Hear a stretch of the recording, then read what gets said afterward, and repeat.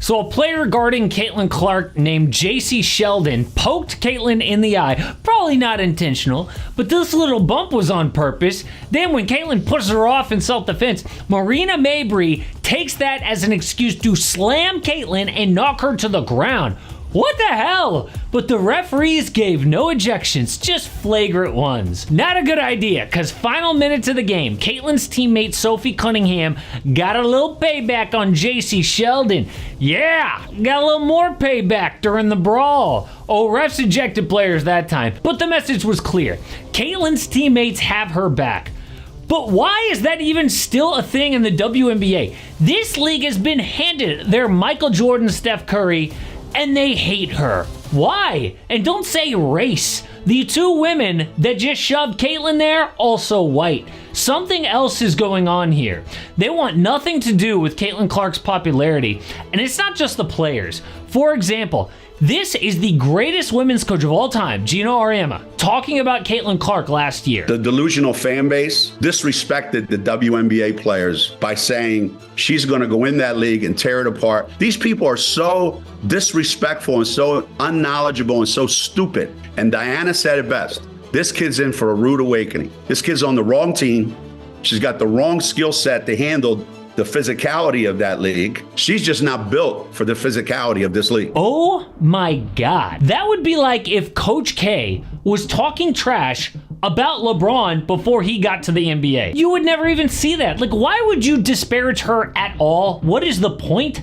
Like, in the NBA, people are obsessed with, oh, who's the face of the league? Who's the next face? Is it going to be Anthony Edwards? Going to be Wemby? Why do people care? Because the NBA is most popular with a big face. But you know what's crazy? The NBA just signed a $75 billion media contract. They don't even need a face right now, but they're still obsessed with it. The WNBA handed a Jordan-level face of their league and spit in her face. Act like they don't need her. So last year, when the WNBA broke viewership and attendance records, you can see this is before the playoffs, but obviously the regular season views way up. And no surprise, these were the most viewed games last year. 14 of the 16 involved Caitlin Clark. But if you ask the W, they will say anything they can to not give Caitlin the credit.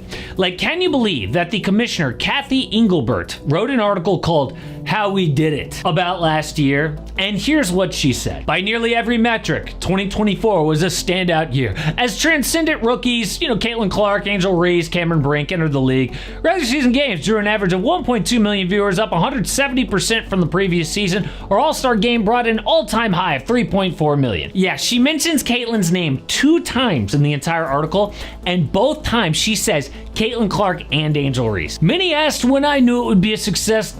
I suspected it would be from the day we put tickets on sale for our April 15th draft. They sold out in minutes. Alongside 1,000 cheering in-person fans and around 3 million ESPN viewers, I knew with certainty we had entered a new era.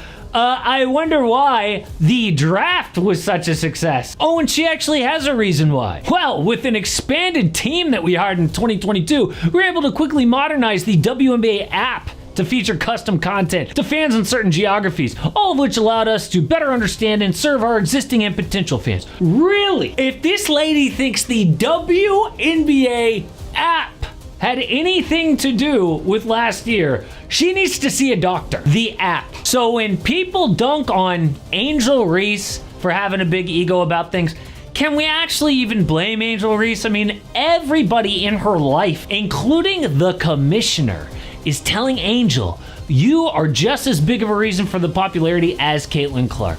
So I actually feel bad for Angel Reese. She ends up getting clowned for repeating what other people say. Negative things have probably been said about me, but honestly, I'll take that because look where women's basketball is. And I know I'll go down in history. I'll look back in 20 years and be like, yeah, the reason why we watching women's basketball is not just because of one person. It's because of me too, and I want y'all to realize that. And that is complete insanity, obviously. Angel in the WNBA, without Caitlin Clark, is a blip on the radar. We wouldn't even know her name. And that's not even hate. It's just a fact. Like, look at home attendance this year for Angel's Sky and Caitlin's Fever. Oh, the one time the Sky broke 10,000 is when the Sky played the Fever and Caitlin was out injured for that game. In fact, tickets that night lost so much value that people bought lower bowl tickets weeks before for an average of $393, but on the resale market, they fell to $20. And minutes before the game, tickets were selling at $7 a pop.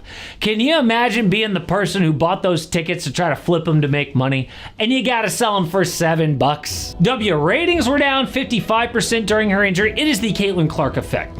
Now, some people will say she is overrated, but despite the hype, Caitlin was an All-Star Year 1, All-WNBA, and Rookie of the Year.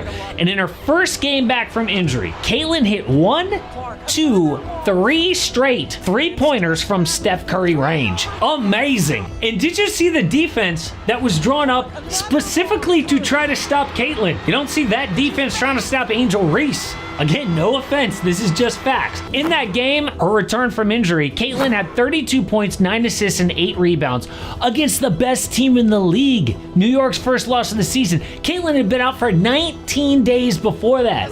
And watch Breanna Stewart, the most decorated active player, just laugh after this step back three, because what else are you going to do? No, obviously, she is not overrated. So why do WNBA players, even the commissioner, not want to give her credit? Well, I actually think that the first main reason is her age. At 22 years old, she was crowned as the face of the league before even playing a game in the WNBA. So women like Diana Taurasi, Cheryl Swoops, who grinded for decades trying to make the W a success, and it didn't really work. Now this young kid is already better than me? Hell no! We hear it all the time on TNT, by the way, when Shaq and Charles Barkley don't want to give young NBA players credit.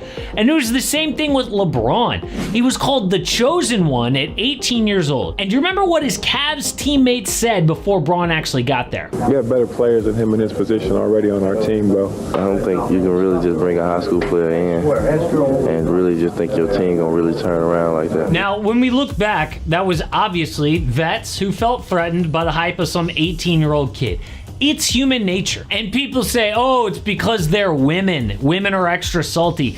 Actually, we see it happen with men all the time. Sports are just competitive. You don't want someone 15 years younger coming in and taking your spot, whether you're a man or a woman. But old heads stopped hating LeBron and Steph once they proved how good they actually were. Once Steph won titles, people stopped doubting him or saying that a jump shot can't win. So if Caitlin is actually this good, then it's only a matter of time before all her haters change their minds. But the NBA offseason is going to be insane. We've got a ton of rumors, of course, about Kevin Durant, Giannis, but now Ja Morant's future is in question after a huge trade involving his teammate Desmond Bane.